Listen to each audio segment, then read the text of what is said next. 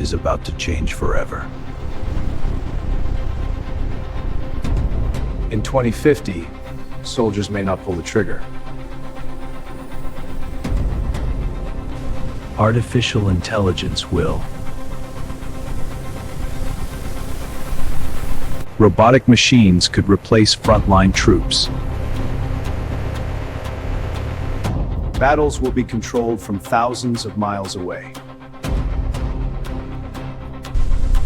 Some wars won't use bullets at all. They'll be fought in cyberspace. Space could become a next battlefield.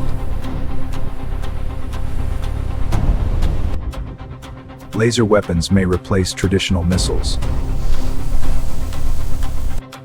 Soldiers will be enhanced with intelligent combat systems. AI will predict threats before they even happen. Drone swarms could overwhelm entire armies. And underwater robots will patrol the oceans. War production will become fully automated.